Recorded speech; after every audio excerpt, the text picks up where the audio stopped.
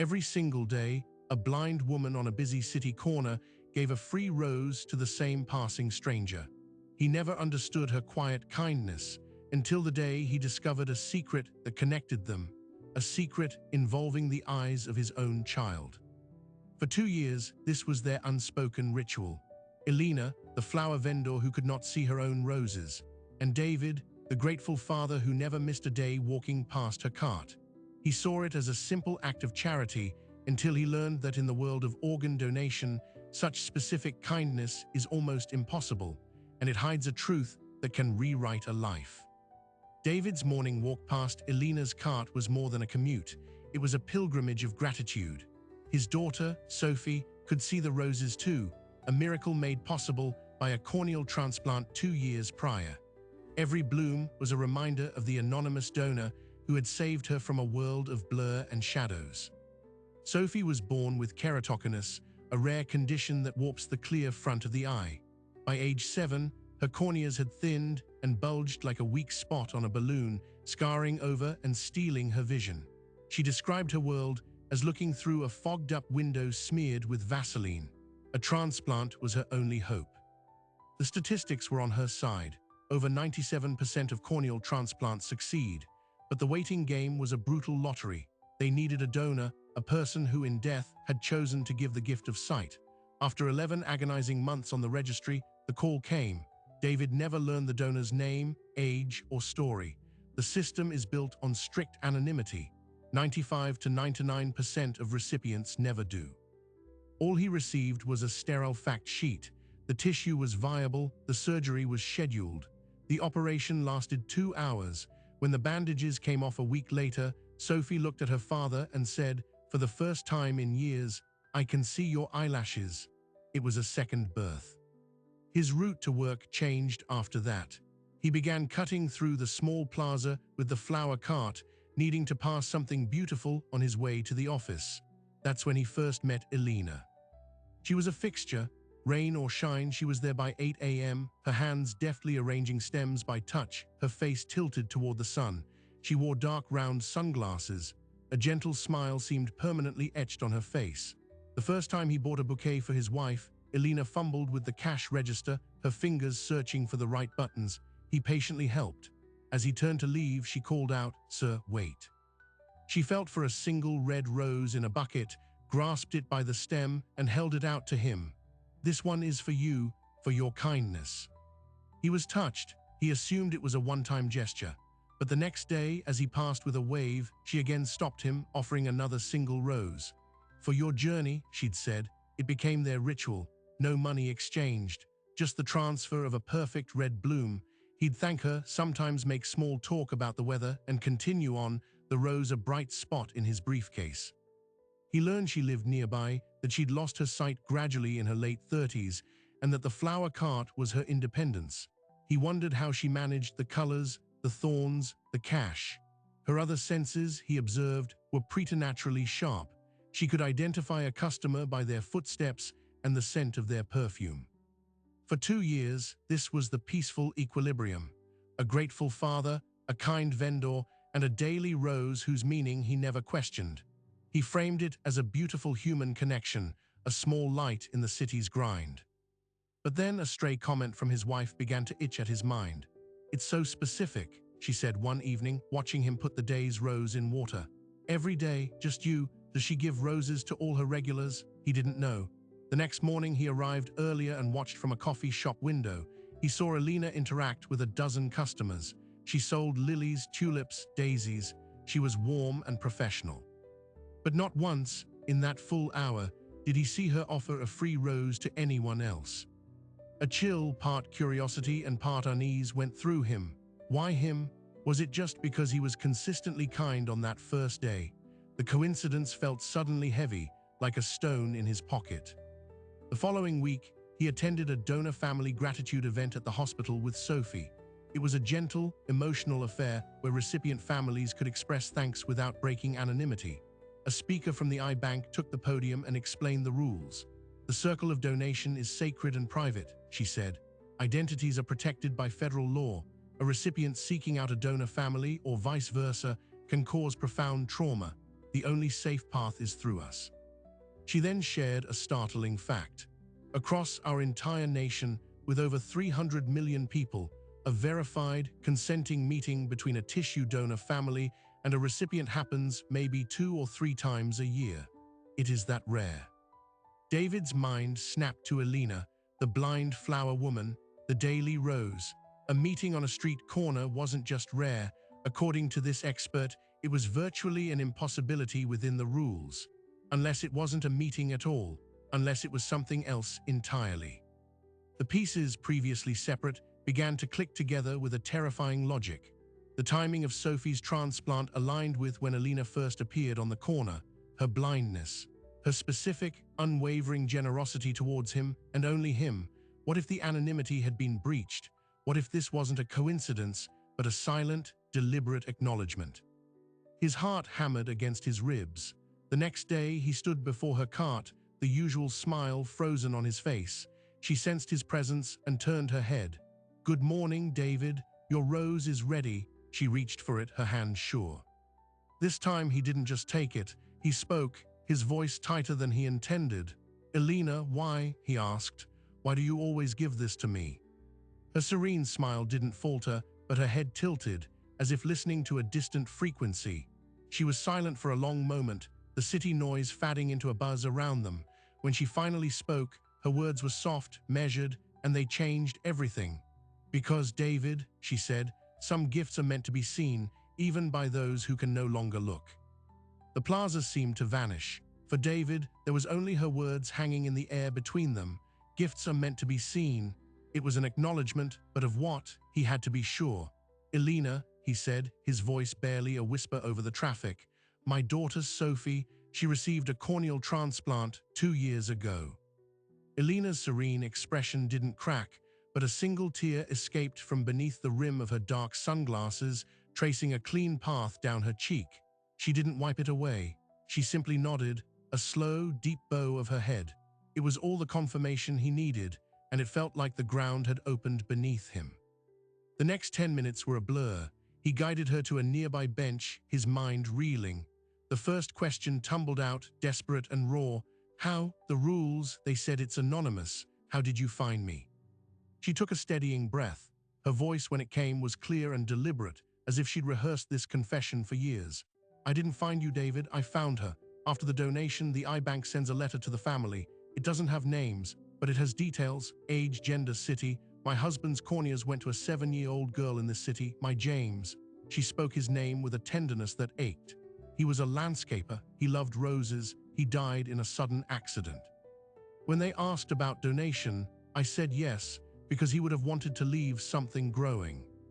David sat in stunned silence. The donor had a name, James. He had a wife who loved him. He loved roses. Elena continued, "The need to know, it's a quiet madness. I called the iBank counselor every week for months. I wasn't asking for a name. I was just hoping for a sign she was okay. The counselor was kind but firm. The wall is there for a reason. Then one day she slipped. Not with a name, with a place. She said, 'I can tell you she's doing wonderfully, and her father is so grateful he brings her to the children's garden at Mercy Hospital every Sunday.' Just that, one sentence." David's blood ran cold. He did take Sophie to Mercy's healing garden every Sunday after her surgeries. It was their ritual. "I started going there," Elena said. "Every Sunday, I'd sit on a bench and listen. I listened for a father's voice full of relief. I listened for a little girl marveling at colors she hadn't seen in years. And one Sunday I heard you. You were helping Sophie count the petals on a rosebush. You said, 'Isn't it a miracle?' And she said, 'The best miracle, Daddy.'"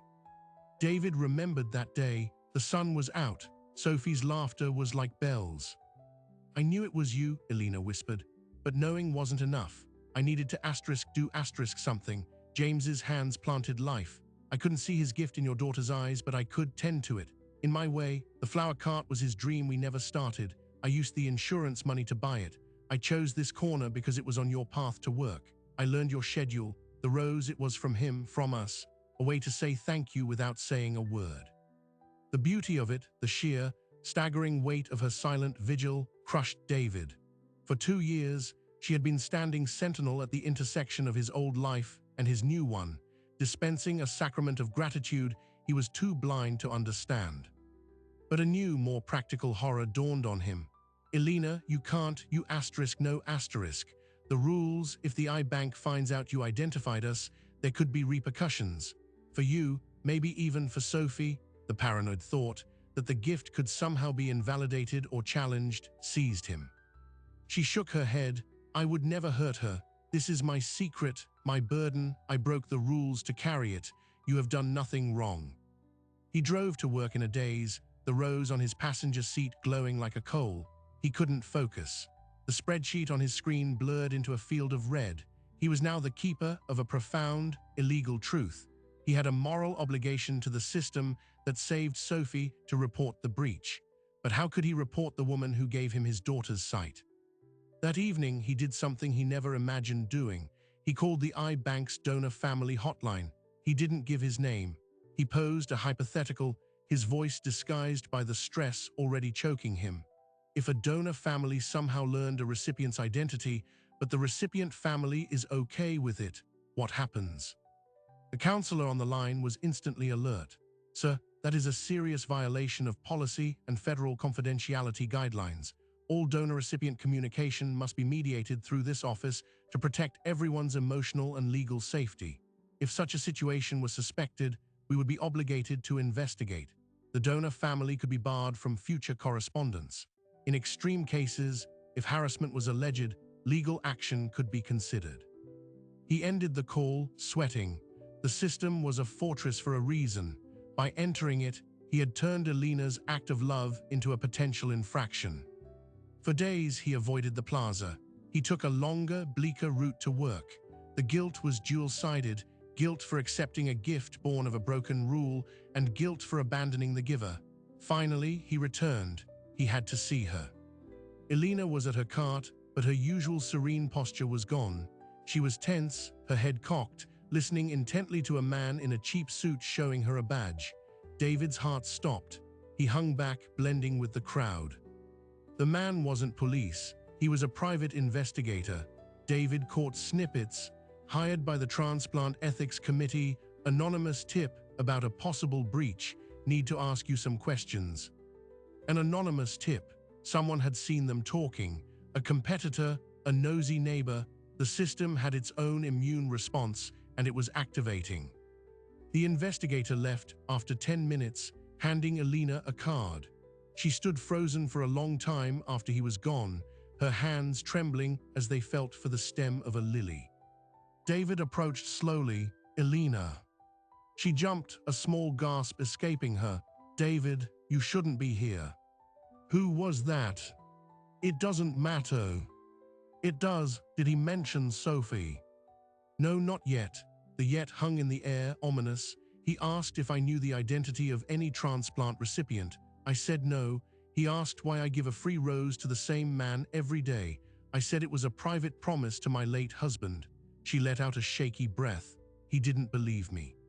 The stakes had just escalated from emotional to existential. This was no longer about a secret between them.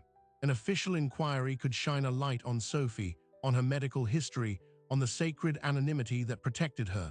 David's paternal instincts, a roaring force since her diagnosis, kicked into overdrive. His primary duty was to his daughter's safety and peace. Maybe we should stop, he said, the words ash in his mouth. The roses, maybe it's too risky. For the first time, he saw a crack in Elena's composure. Her chin trembled. That ritual, it's how I visit my husband. It's how I know his death meant something beautiful. If I stop, she didn't finish. The sentence ended in a void of grief. He was asking her to bury James all over again. He left without a rose that day, carrying only a leaden weight of impossible choices. That night, he dug out the folder from Sophie's surgery. The donor identification number, a string of letters and numbers, was on every page. He stared at it. The key to James. On a reckless impulse, he typed the number into a search engine, followed by obituary. He didn't expect anything. The records were supposed to be sealed. But the internet is a leaky vessel. A local community blog, run by a church, had posted a memorial notice for James Arroyo, beloved husband and gardener, tragically taken from us. It listed his date of death, It was 4 days before Sophie's transplant surgery. The timeline was perfect. The notice included a photo. James had a kind, weathered face and a smile that reached his eyes. He was holding a tray of rose seedlings. David now had a face to the gift. He also had a dangerous piece of the puzzle. If he could find this, so could a determined investigator. He needed advice, but from whom? A lawyer would tell him to cease all contact and report Elena. A therapist might understand the human complexity, but could not shield them from institutional consequences. He was trapped in a labyrinth with no ethical exit. He decided on a different path. The next morning, he went to the iBank in person. He asked to speak to the director of family services. He was prepared to come clean, to throw himself and Elena on their mercy, to beg for a sanctioned way to maintain this fragile connection. The director, a woman named Dr. Evans with calm, intelligent eyes, listened to his entire tangled story without interruption. He omitted only Elena's name. When he finished, she sat back, steepling her fingers. "Mr. Adams, what you're describing is our worst-case scenario," she said, not unkindly. "The firewall exists because donor families in acute grief and recipients in vulnerable recovery can form intensely codependent and sometimes damaging relationships. The guilt, the obligation, the pressure, it can distort the gift into a chain. We've seen it." "This isn't like that," David insisted. "It's gratitude, pure and simple." "Is it?" Dr. Evans asked softly. "For 2 years, a woman has been performing a daily ritual for you based on a secret you didn't possess. You now feel an immense debt, and she likely feels her grief is finally seen. This is a dynamic built on a foundation of secrecy and unequal power. It is, by definition, unstable." Her words were a bucket of cold water.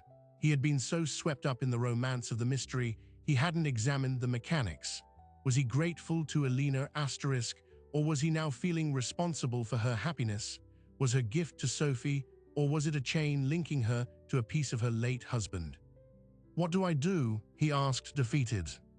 "The formal path is clear. We would open an investigation, counsel both parties separately, and formally mediate any future contact if both parties still desire it after understanding the risks. It would be clinical, and it would likely end the daily roses." "And the other paths?" She looked at him for a long moment. "The other path is the one you're on.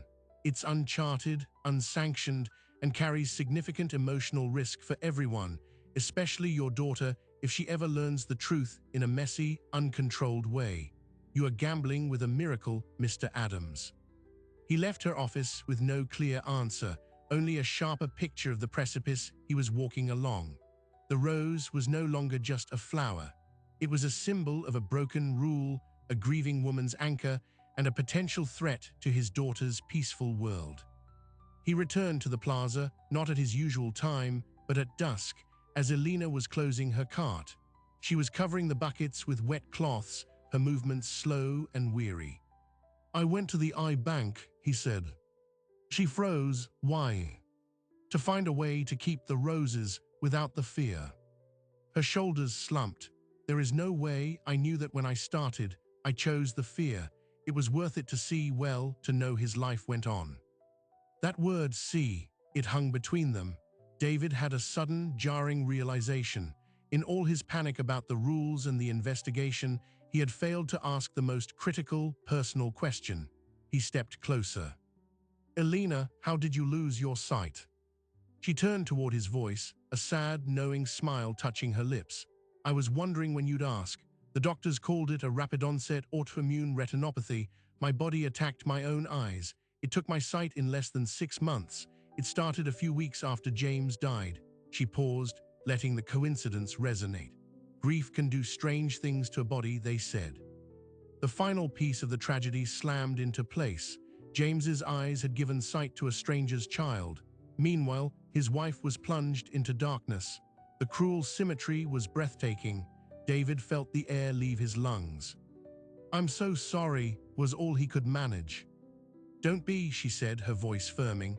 "In my darkness, I had one point of light. The thought of a little girl seeing a rose because of my James. Your walk past here, your voice, it was my one point of light. Now you know, so the light is different, but it's not gone.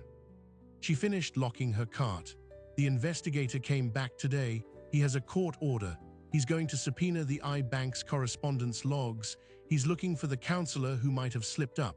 They'll find her, and she'll confirm she told a donor family about the healing garden. David's world narrowed to a single stark point. The walls were closing in. The safe, anonymous world that protected Sophie was about to be officially, legally shattered. Elena reached out her hand, finding his arm. Her touch was firm. David, listen to me. When they come to you, you must deny everything.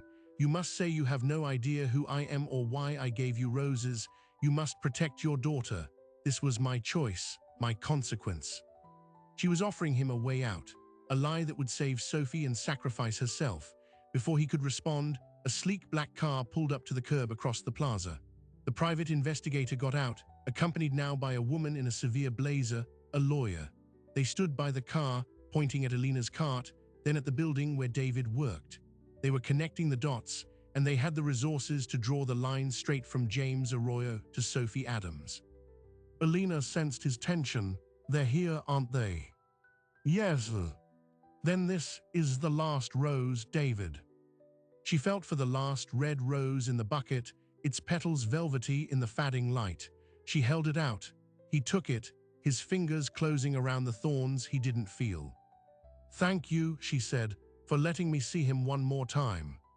She picked up her guide cane and tapped her way towards the side street, leaving him alone in the twilight plaza, holding the flower, with the investigators now walking purposefully in his direction. He had 5 seconds to decide: uphold the lie and protect his daughter, or speak the truth and crash through every ethical barrier, forever changing all their lives. He chose the lie. As the investigator and lawyer reached him, David pasted on a look of confused annoyance. Can I help you? The investigator flashed his badge again. We're looking into a potential breach of medical privacy. Do you know that flower vendor? David glanced at Elena's retreating back. The blind woman, I buy flowers from her sometimes. Why? The lawyer, a sharp-eyed woman named Ms. Vance, studied him. She gives you a free rose every day, for 2 years. Why would she do that? David shrugged, the gesture feeling grotesque. I have no idea. She's never said. I thought it was just a quirk. She's blind. Maybe she appreciates a friendly regular. He leaned on the stereotype, hoping it would sound plausible. Are you, or is anyone in your family, a recipient of donated tissue? Corneas, perhaps? Ms. Vance asked, her gaze like a scalpel. David's heart hammered, but he kept his voice flat. No, not that I'm aware of. The denial, spoken aloud, felt like a betrayal of Sophie, of James, of Elena. He was erasing the miracle to protect it. They asked a few more perfunctory questions, took his card and left, clearly dissatisfied. David watched them get back into their car and drive away, following the direction Elena had gone. The urge to run after her to warn her was overwhelming, but he was trapped by his own lie. Contact would prove collusion. He didn't sleep that night. The next morning, he didn't go to work. He drove to Mercy Hospital and sat in the healing garden on the bench where Elena had listened for them. He needed to think in the epicenter of it all. At 10 a.m., his phone buzzed. It was Dr. Evans from the iBank. Her voice was grave. Mr. Adams, we need you to come in today. The ethics committee has expedited the investigation. They've identified the counselor who communicated with the donor family. The fortress had been breached from the inside. David arrived at the iBank to find a scene of quiet crisis. The counselor, a woman named Sarah with kind eyes now red from crying, was being escorted out by a security guard, a cardboard box of personal effects in her arms. She had been terminated on the spot for gross violation of confidentiality protocols. Dr. Evans ushered David into a conference room where Ms. Vance and the investigators sat with 2 members of the ethics committee. The mood was frigid. Mr. Adams, the committee chair began, we have confirmed that donor family 73 Alpha was given unauthorized geographical information about their recipient. That information led them to this hospital's garden. We have reason to believe the donor family member, Elena Arroyo, subsequently used that information to identify and establish contact with the recipient family. You. David repeated his lie. I don't know what you're talking about.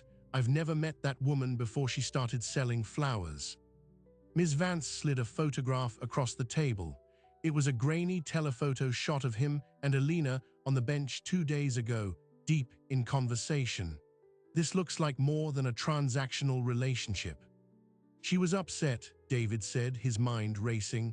A man had been harassing her, asking strange questions. She was frightened. I sat with her to calm her down, that's all. He was constructing a parallel reality on the fly, and it was exhausting. We will be subpoenaing your daughter's medical records, the investigator stated bluntly, and we will be interviewing her with your permission or with a court order. The threat was direct and brutal. David felt a white-hot rage flash through him. You will not traumatize my child. She is 9 years old. She went through hell to get her sight. You will not drag her into this. Then help us understand, Dr. Evans said, her tone more pleading than accusatory. If there is contact, it needs to be managed. For everyone's well-being, this secrecy is the poison. But David was in too deep. To confess now would admit to lying to a formal ethics inquiry. It would make him look complicit, unstable. It could jeopardize his standing as Sophie's guardian. The lie had its own inertia, and it was pulling him under. There is nothing to manage, he said, rising from his chair. You're chasing a ghost. If you contact my daughter, my lawyer will be in touch. He walked out, his legs trembling. He had just declared war on the very institution that saved Sophie, to protect the woman who broke its rules. The next blow came 3 days later. He drove past the plaza. Alina's cart was not there. In its place was a city sanitation worker power washing the cobblestones. A cold dread seized David. He parked and rushed over. The flower cart that's usually here? He asked. The worker shrugged. Got a complaint. No permit for that spot. Health department thing too. City cleared it out this morning. No permit. After 2 years, it was a targeted removal. The investigation was flexing its muscle. They couldn't prove the breach, so they were erasing the evidence and Alina's livelihood. He called the number on the card the investigator had given Alina. It went to a voicemail for a legal firm. He didn't leave a message. He had no idea where she lived. For the first time, the connection was truly severed, not by choice, but by force. He felt a profound, helpless loss. The point of light was gone, extinguished by his own actions. He tried to lose himself in normalcy. He took Sophie to her ophthalmologist for a routine checkup. She was now 2 years post-transplant, and her vision was a perfect 20/20. The doctor, an older man named Dr. Robertson, was cheerful as he examined her. Everything looks spectacular, he said, patting Sophie's shoulder. The graft is clear, healthy, a home run. As Sophie went to pick a sticker from the reward box, Dr. Robertson turned his monitor slightly, his brow furrowing. Just one minor note, David. Her intraocular pressure is a touch high in the donor eye, probably nothing. We see it sometimes, but let's keep an eye on it.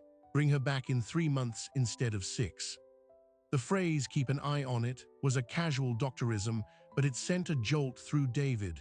The donor eye, James's eye, he shoved the concern down. It was nothing. Statistics were on their side. But the seed of anxiety was planted. He started watching Sophie obsessively. Did she squint? Did she rub her left eye more? He became a detective of minutiae, seeing threats in every blink. A month passed in a tense, grey monotony. No word from the investigators, no sign of Alina. The plaza corner remained barren. Then, on a Saturday morning, Sophie came into the kitchen, her small face pale. Daddy, my eye feels funny, like there's glitter in it. David's world stopped. The glitter was a classic symptom of increased ocular pressure or inflammation. He called Dr. Robertson's emergency line. They saw her that afternoon. The exam was silent and tense. Dr. Robertson's cheerful demeanor was gone. He dilated Sophie's eye and stared into the slit lamp for a long, long time. The pressure is significantly elevated, he said quietly, and there are cells, signs of inflammation. This is not typical graft rejection. This looks different. Different how? David asked, his throat tight. It looks autoimmune, Dr. Robertson said, removing his glasses. As if her body is mounting an immune response not just to the foreign tissue, but to the specific proteins in that tissue. It's rare, very rare. He scheduled an urgent battery of tests for Monday, including blood work to look for specific antibodies. David went home and fell down an internet rabbit hole he should have avoided. He searched autoimmune response to corneal transplant, donor-specific antibodies, sympathetic ophthalmia. The medical jargon blurred into one terrifying theme. Sometimes, the recipient's body could react to the donor's unique biological signature. And in even rarer, almost theoretical cases, if the donor had a history of aggressive autoimmune disease. The thought hit him like a physical blow. Elena's blindness. Rapid onset autoimmune retinopathy. Her body attacked her own eyes after James died. What if the trigger wasn't just grief?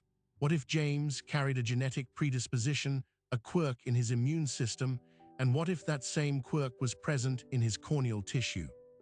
It was a medical long shot, a horrific symmetry too cruel to be real.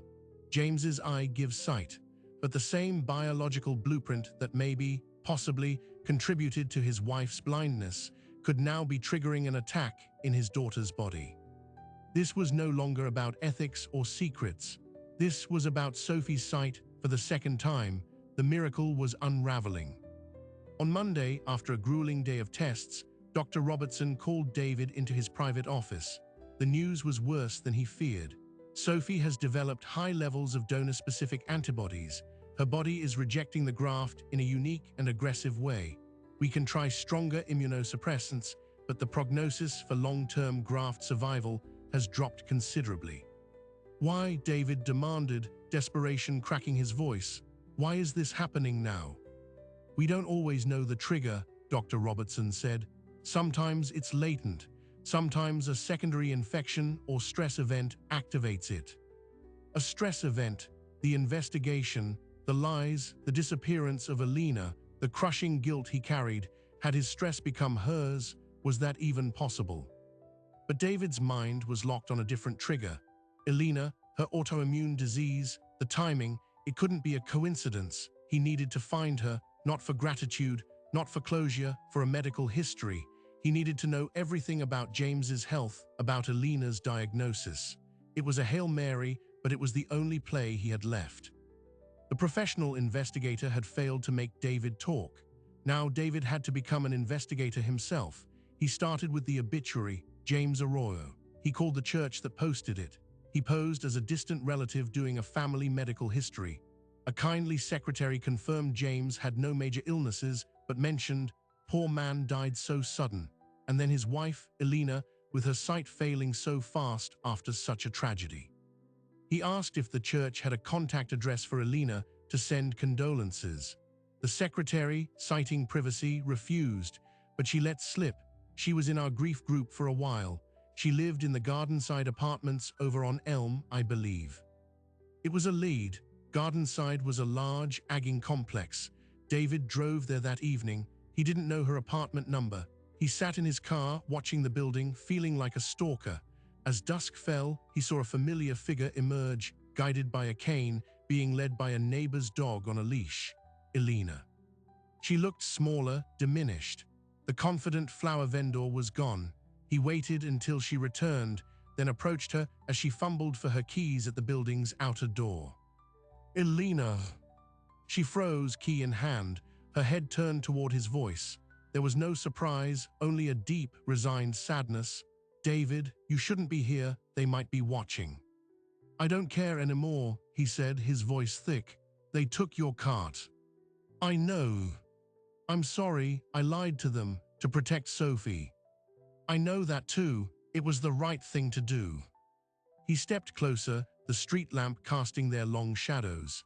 Elena, I need to ask you something, it's important, about your condition, the autoimmune retinopathy. Did the doctors ever find a cause, a genetic marker, anything in your family history? Her face clouded with confusion. Why are you asking this? Because Sophie is sick, he blurted out, the words tearing from him. Her body is rejecting the transplant. They say it's an autoimmune response to the donor tissue, to James's asterisk tissue. The color drained from Elena's face. She leaned back against the door for support. No, she whispered. No, that's not. Did James have any autoimmune issues, any strange allergies, anything like that? No, he was healthy, he never, she stopped. A memory seemed to surface, sharp and troubling. Wait, his sister, lupus. She had lupus, but James was tested years ago. He was negative. The doctors said it wasn't hereditary like that. Lupus, a systemic autoimmune disease. A predisposition could be carried without active disease. A predisposition that could have interacted with Alina's own genetics, triggered by the trauma of his death. And that same predisposition, housed in his corneal cells, could now be awakening in Sophie's body. The theory was taking a horrifying shape. The gift of sight carried a hidden, dormant curse. "I need to talk to your doctor," David said. "I need your permission to get your medical records, James's if possible. It could help Sophie's doctors. It could give them a target." Alina was shaking her head, not in refusal, but in devastation. "You said the gift was meant to be seen, but all I've done is bring darkness to myself and now to your child." "That's not true," David said, but the words rang hollow. The evidence was mounting against them.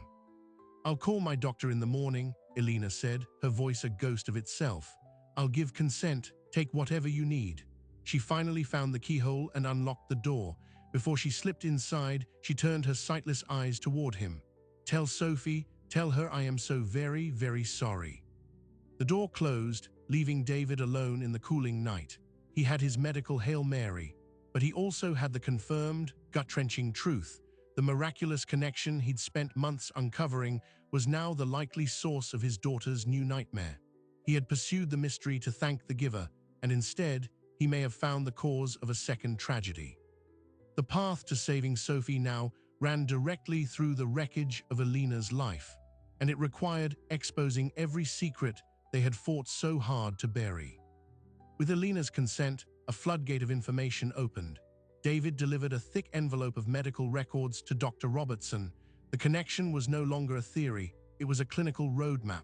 James's sister's lupus, Alina's aggressive autoimmune retinopathy. A shared genetic marker was found, a specific variant on a gene-regulating immune response. Sophie's body wasn't rejecting a generic graft, it was attacking a biological signature. This changed everything. Standard anti-rejection drugs were broad-spectrum. Now, Sophie's team could prescribe a targeted biologic therapy designed to inhibit that specific inflammatory pathway. It was a gamble, expensive, off-label for corneal rejection, but it was the only shot that made sense of the mystery. The treatment began immediately. For David, the waiting was a different kind of agony, filled with clinical details instead of silent roses. He also had one more unbearable task. He had to tell Sophie the truth, not just about the medicine, but about the roses, the woman, the man whose eyes she saw with. She was 9, smart, and she deserved to know why her body was fighting itself. He sat with her in her room, surrounded by her colorful drawings. He started from the beginning, with the kind flower lady on the corner. He told her about James, about the gift, about Alina's quiet gratitude. He explained that sometimes our bodies carry hidden messages from the past, and hers was trying to understand a message from a very kind stranger. Sophie listened with wide, serious eyes. When he finished, she was quiet for a long time. Then she asked, "Is the lady sad because I'm sick with her husband's eye?" Her compassion, even in the face of her own crisis, shattered him. "I think she's sad that you're sick at all," he said, "but she's helping us fix it." Sophie nodded. "Can I meet her, to say thank you for the roses, and to tell her it's not her fault?" It was the question he'd been dreading and hoping for. The system forbade it. The investigation threatened it. But his daughter's simple request felt like the only moral compass left. He called Dr. Evans at the eye bank. This time, he didn't hedge or lie. He laid out the entire tangled story, the medical connection, the targeted treatment, and now his daughter's wish. The breach happened. The consequences are medical. Punishing us now won't unbreak the rules, but a mediated meeting, it might help 2 people heal. There was a long silence on the line. Then Dr. Evans sighed, a sound of professional exhaustion giving way to human understanding. The committee will never approve a meeting. It would be seen as rewarding a violation. But if a recipient family and a donor family were to independently encounter each other in a public, neutral space, like, say, the hospital garden, and choose to speak, our jurisdiction is over facilitated communication. We cannot police chance encounters. It was a bureaucratic wink, a path. A week later, Sophie's new medication began to show its first glimmers of hope. The inflammation markers in her blood dropped. The glittery feeling in her eye faded. Dr. Robertson was cautiously optimistic. The graft was damaged, but it was stabilizing. She would likely need this specialized treatment for years, and her vision might never be as sharp as it was, but she would keep her sight. The day they received that news, David took Sophie to the healing garden. He had called Elena and given her the time. It was a Sunday afternoon, just like when she first listened for them. Sophie held David's hand tightly as they walked down the path, and there, on their usual bench, sat Elena. She wore a simple dress, her hands folded in her lap, her face turned toward the sun. David led Sophie over. "Elena," he said softly. She turned her head. "David and Sophie." "Hi," Sophie said, her voice small but clear. Elena's face transformed. The serene mask melted into something raw and beautiful, a smile that trembled with emotion. "Hello, Sophie. I have heard so much about you." "I wanted to say thank you," Sophie said, releasing David's hand and taking a small step forward. "For the roses and for your husband's eyes. I take really good care of them." A soft sob escaped Elena. She reached out a hand and Sophie took it. "That is all I ever wanted to know," Elena whispered, "that they were cared for, that they were loved." They talked for half an hour. Sophie described the colors of the flowers in the garden. Elena described the scent of each one. They talked about James, about his love for roses. Sophie told her about the medicine and how it was helping. It wasn't a dramatic, tear-filled confession. It was a quiet, mutual acknowledgement. Two people connected by the most intimate of gifts, finally able to see each other. As they prepared to leave, Elena reached into her bag. She pulled out a small potted plant. It was a rose bush, just a few inches tall. "This is a cutting," she said, "from James's favorite rose. He grew it from seed. I've been keeping it alive. I'd like you to have it." Sophie took the pot with reverence. "I'll grow it for him." That should have been the end. A bittersweet, hopeful conclusion, but the investigation had its own momentum. The ethics committee, unsatisfied with David's stonewalling, proceeded with the subpoena for Sophie's records. The legal machinery ground forward, and a hearing was set. David and Elena were called to testify. They arrived separately, under the stern gaze of the committee and Ms. Vance. David was prepared to take the blame, to perjure himself if necessary, to protect Elena from legal repercussions. But Elena spoke first. When asked to state her name, she said, "Elena Arroyo, and I am here to accept full responsibility. I manipulated a grieving counselor. I stalked a recipient family. I initiated unwanted contact for my own emotional needs. David Adams knew nothing. He is a father who showed kindness to a distressed blind woman. That is all." She was throwing herself on the sword, offering a confession so complete it would be impossible for the committee to doubt David's innocence. Ms. Vance pressed her, but Elena held firm, detailing her actions with a chilling, remorseful precision. Then David stood up. He couldn't let her do it. "That's not the whole truth," he said. "I knew, I figured it out, and I chose not to report it. I chose to accept her kindness. I lied to this committee to protect my daughter and to protect Elena. The breach was real, but the unwanted contact, it became a connection that saved my daughter's life a second time. The medical information we shared because of this violation is currently keeping her graft alive. So if you're looking for a villain, look at me." The committee was stunned into silence. They had expected denial, not a duet of confession. In the end, the ruling was a strange, messy reflection of the situation itself. Elena was formally barred from any future donor family correspondence or support programs. David received a stern letter for obstructing an investigation, but no criminal charges were filed. The medical necessity created a mitigating circumstance too complex to prosecute. The final surprising detail emerged from the wreckage. The counselor, Sarah, who had been fired, had kept a personal journal. In it, she wrote about her conversations with Elena. The last entry read, "She asked me today, if you could tell the family one thing, what would it be? I said, I'd tell them the gift is growing. I should not have said that, but I don't regret that she knows. Some rules are too heavy for the human heart to carry." Sarah's journal was entered into the record as part of her wrongful termination lawsuit. It didn't get her job back, but it painted a picture of a system so rigid it could forget its own purpose, to facilitate life, even in the messy, unpredictable ways it unfolds. A year later, the plaza corner remained empty, but on David's balcony, a rose bush thrived in a large terracotta pot, its blooms a deep, velvety red. Sophie tended to it every day. Her vision was stable, maintained by the monthly biologic infusions. She would always have a medical story, but now she also had a human one. Elena moved to a smaller town, where she volunteered at a community greenhouse, teaching others to grow plants by touch and scent.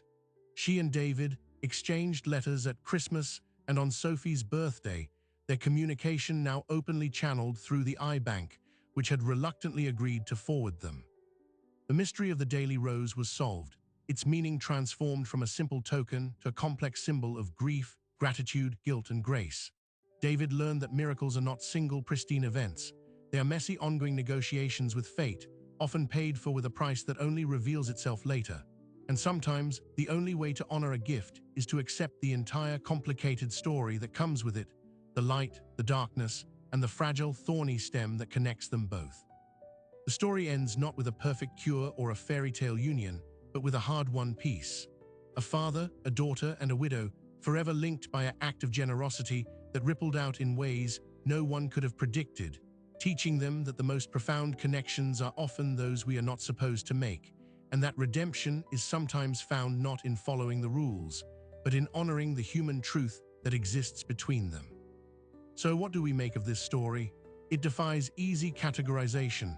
It is not a simple tale of a miracle, nor a clear-cut case of ethical failure. It exists in the difficult space between, a testament to the messy, beautiful, and often painful ways our lives intersect. The system of anonymous donation is a sacred fortress for a reason. It protects vulnerable recipients from overwhelming debt of gratitude and shields grieving families from the unbearable pressure of a life owed. Its walls are necessary, but this story whispers a question: do those walls ever also prevent a deeper, more complicated healing? Elena, David, and Sophie stumbled into a connection that was forbidden by policy but demanded by the human heart. In breaking the rules, they uncovered a medical truth that stabilized a life. In honoring a silent ritual, they forged a bond that withstood investigation and illness.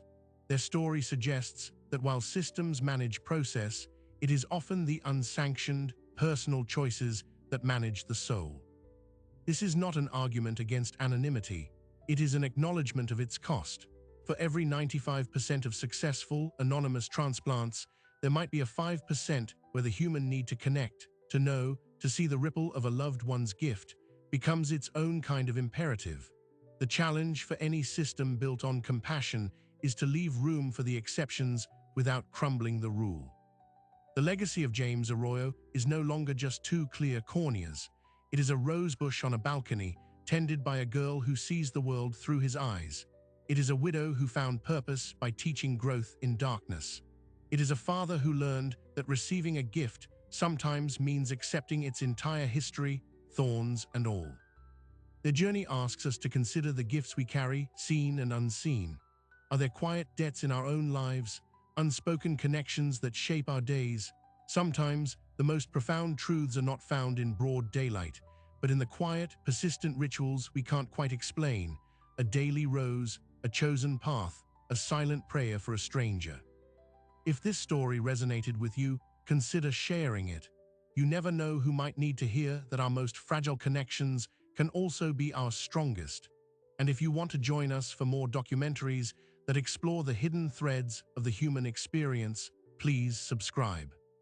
Thank you for watching.